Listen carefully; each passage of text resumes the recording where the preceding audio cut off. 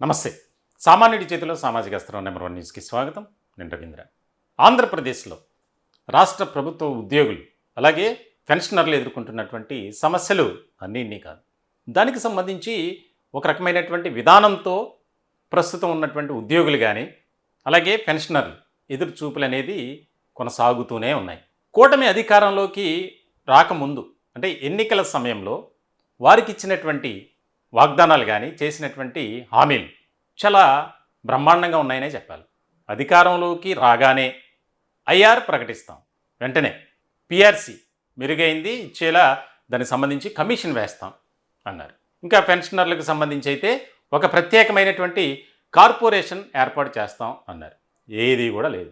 పెండింగ్లో ఉన్నటువంటి డిఏల మాట కూడా దానికి సంబంధించి ఎన్ని రకాలుగా ఏ రకమైనటువంటి పరిస్థితులు ఉన్నాయో మనకు తెలుసు. అక్టోబర్ 18వ తేదీన గ్రూప్ ఆఫ్ మినిస్టర్స్తో ఉద్యోగ సంఘాల నేతలు జరిపినటువంటి చర్చలు ఉదయం నుంచి సాయంత్రం వరకు జరిగాయి. సాయంత్రం ముఖ్యమంత్రి నారా చంద్రబాబు నాయుడు గారి దగ్గరికి అందరూ వెళ్ళారు. దీపావళి కానుకగా ఒక డిఏ ప్రకటించారు. అది కూడా ఎప్పుడు చెల్లిస్తారో తెలియనటువంటి అయోమయ పరిస్థితుల్లో అప్పుడున్నటువంటి సిచ్యువేషన్ అలా ఉంది. అందరూ కూడా భావించారు ఐఆర్ ప్రకటిస్తారు, పిఆర్సి దాని మీద కూడా ఒక ప్రకటన చేస్తారని. కానీ ఏది కూడా లేదు. ఇలా రోజులు గడుస్తున్నాయి, నెలలు గడుస్తున్నాయి. దీనికి సంబంధించి బడ్జెట్ ప్రవేశపెట్టారు. ఈ బడ్జెట్లో ఉద్యోగులు ఎదుర్కొంటున్నటువంటి సమస్యలు ఆర్థికపరమైనవి.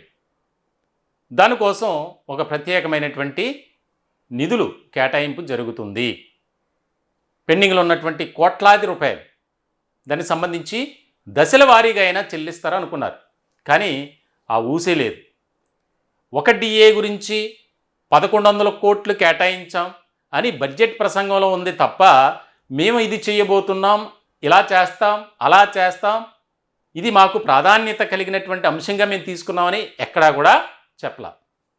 దీనికి సంబంధించి ఉద్యోగ సంఘాల్లో కానీ ఉద్యోగుల్లో కానీ రిటైర్డ్ ఎంప్లాయీస్లో కానీ ఒక రకమైనటువంటి నిర్లిప్తత, నిరాశ, అసహనం, అసంతృప్తి, వ్యతిరేకత అన్నీ కూడా ఒక్కటొక్కటిగా ఇదైంది. ఇలాంటి సందర్భంలో తాజాగా విజయవాడలో జరిగినటువంటి రణబేరి ఆ కార్యక్రమం ఎంత విజయవంతమైందో తెలుసు. రాష్ట్ర వ్యాప్తంగా వేలాది మంది వచ్చారు. అక్కడికి వచ్చి తమ సమస్యలను ఏదైతే మేము ఎప్పటి నుంచో ఎదురు చూస్తున్నటువంటివి ఉన్నాయో వాటిని పరిష్కరించకపోతే చలో సెక్రటరియేట్ పిలుపునిస్తున్నాం అని ఒక ప్రకటన చేశారు. మనం ఆ విజువల్స్లో చూస్తున్నాం. ఎంత పెద్ద సంఖ్యలో అక్కడికి వచ్చారంటే వారి సమస్య అంతా అలా ఉంది. ఈ రకమైనటువంటి నేపథ్యంలో ఉద్యోగ సంఘాల నేతలు ఏమైనా పనిచేస్తున్నారా అంటే అది కూడా లేదు. ఇటువంటి క్రమంలో అందరి తరపున ఉద్యోగ సంఘాలు ఏకమయ్యాయి. ఎందుకనంటే ఇప్పుడున్నటువంటి మెయిన్ స్ట్రీమ్లో ఉన్నటువంటి ఉద్యోగ సంఘాల నేతలు ఎవరైతే ఉన్నారో వారు ఎక్కడా కూడా వారి యొక్క ఉనికి కానీ అంటే వారు మేమున్నాం, ఉద్యోగ సంఘాల నేతలు మేము అని చెప్పుకునే విధంగా ఉంది తప్ప సమస్యలపై పోరాటం చేసేటువంటి ఒక కార్యాచరణ మాత్రం చేయట్లే. ఇలాంటి సందర్భంలో FAPTO federation of Andhra Pradesh teachers organization వారు ముందుకొచ్చారు. 25వ తేదీన ఫిబ్రవరి 25న చలో విజయవాడ కార్యక్రమానికి పిలుపునిచ్చారు.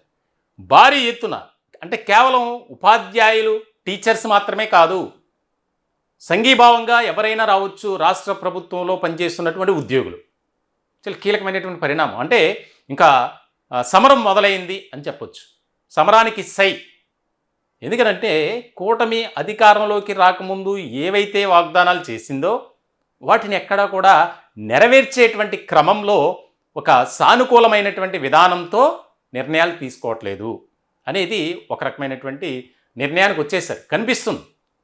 దీనికి సంబంధించి ఇక కూటమి మనకి ఏమీ చేయదు, కూటమి ప్రభుత్వాన్ని నమ్ముకోవటం వేస్ట్, కాబట్టి మనం ముందుకు రావాలి, రోడ్డు ఎక్కాలి, అవసరమైతే ప్రాణాలను అడ్డుపెట్టి మన డిమాండ్ల సాధనకై మనం పని చేయాలి అనే విధంగానే వారు ముందుకు వెళ్తున్నారు. రాష్ట్ర ప్రభుత్వంలో ఉన్నటువంటి ఉద్యోగుల సమస్యలు, వారికి రావాల్సినటువంటి ప్రతి బకాయి ఎక్కడ కూడా దీన్ని మేము ఈ దశల రూపంలో లేకపోతే ఈ సమయానికి ఇంత మేము చెల్లిస్తాం అని ఎక్కడ కూడా ఒక ప్రకటన చేయట్లే. ఉద్యోగుల సంక్షేమం మాకు చాలా ముఖ్యం, వారి యొక్క వెల్ఫేర్ కోసం, ఉద్యోగులు పెన్షనర్ల కుటుంబాల కోసం మేము పనిచేస్తాం అని చెప్తున్నారు తప్ప ఎక్కడా కూడా దానికి సంబంధించి ఒక కీలకమైనటువంటి నిర్ణయం తీసుకోవటం కానీ ప్రకటన చేయటం కానీ ఇప్పటి వరకు లేదు. ఇలాంటి క్రమంలో మనల్ని కూటమి ప్రభుత్వం మోసం చేస్తుంది. ఈవెన్ ఈ విషయంలో డిప్యూటీ సీఎం పవన్ కళ్యాణ్పై కూడా తీవ్రమైనటువంటి వ్యతిరేకతతో ఉన్నారు. నేను కూడా ప్రభుత్వ ఉద్యోగి కొడుకుగా నాకు ఆ సాధక బాధలు అన్నీ తెలుసు.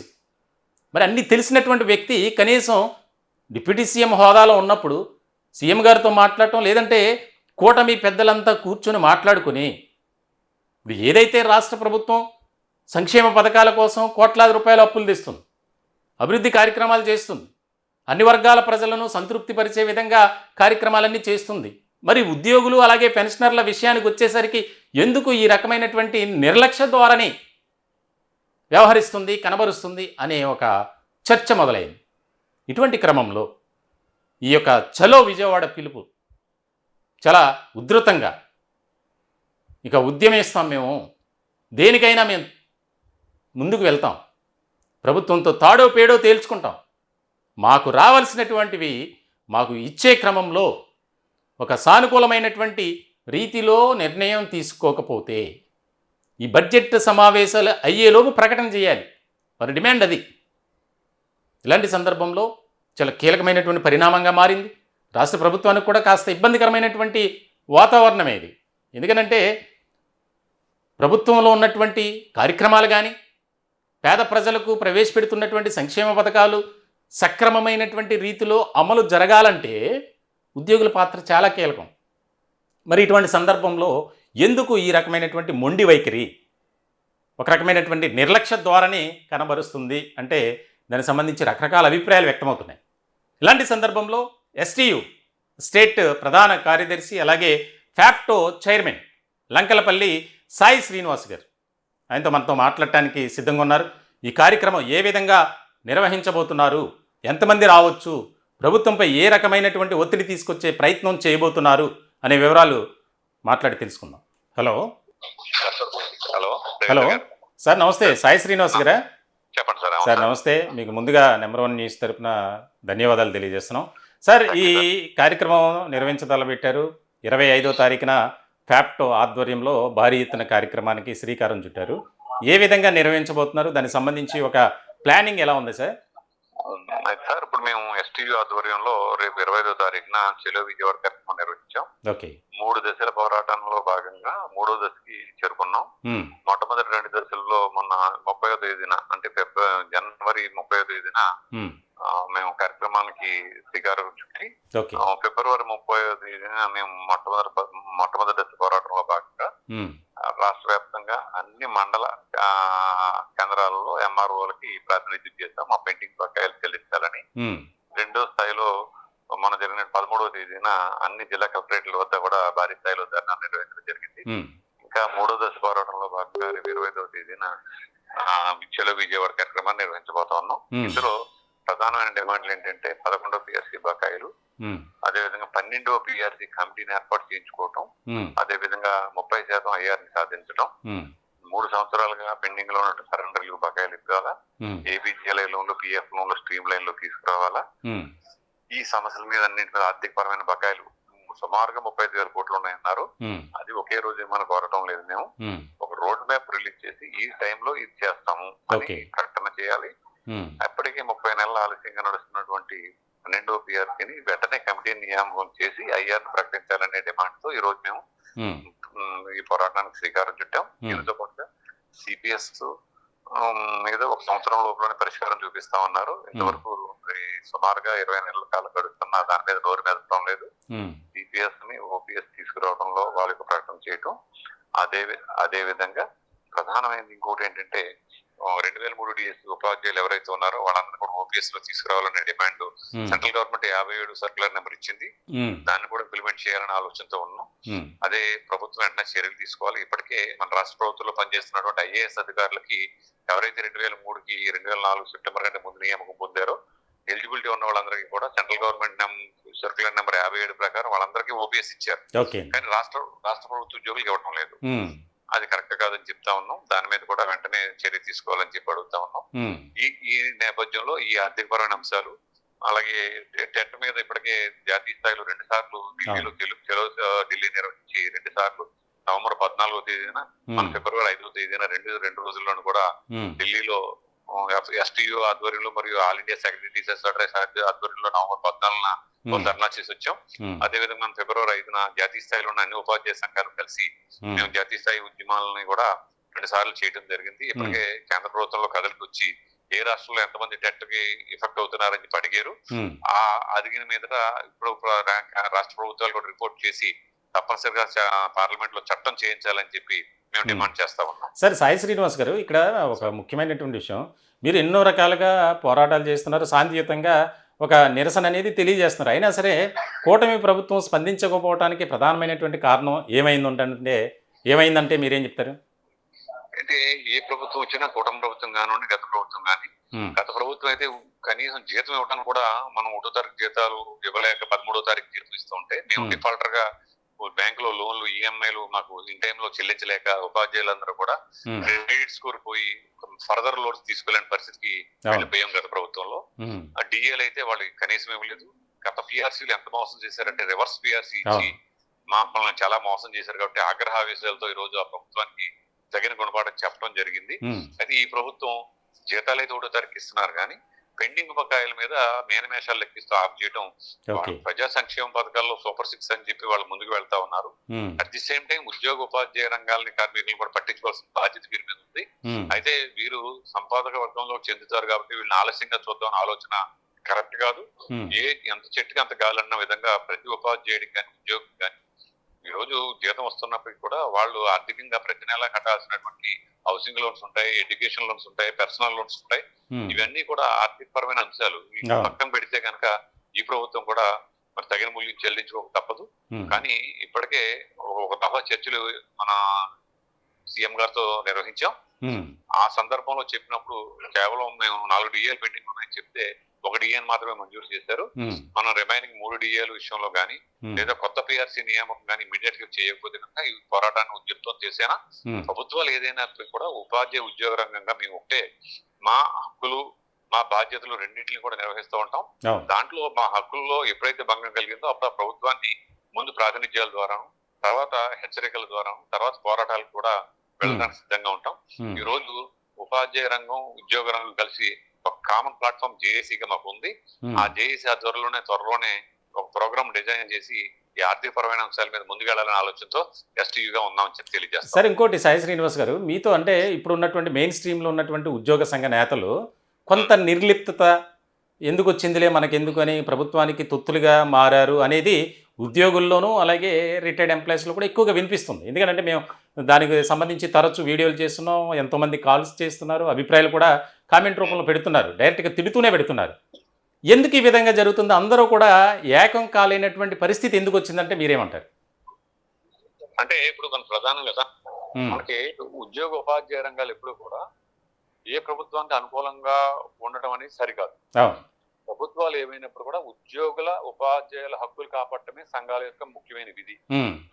ఆ లైన్ లోనే వెళ్తాం తప్ప మనం ఏ ప్రభుత్వానికి అనుకూలంగా కానీ ఒక ప్రభుత్వానికి వ్యతిరేకంగా ప్రభుత్వాలు నిర్మించడంలో ఏదైనా మనం ప్రస్తుతం ప్రజాస్వామ్యంలో ఉన్నాం. ప్రజాస్వామ్యంలో ఉన్నప్పుడు అది మనకి ఇష్టం ఉన్నా లేకపోయినా ప్రభుత్వం ఏర్పడిన తర్వాత ఆ ప్రభుత్వం చేత ఉద్యోగులకి కావలసినవి రాయితీలు పొందడం కానీ కావాల్సిన సాధించుకోవడంలో కానీ మేము ఎప్పుడు మా ప్రయత్నం చేస్తానే ఉంటాం.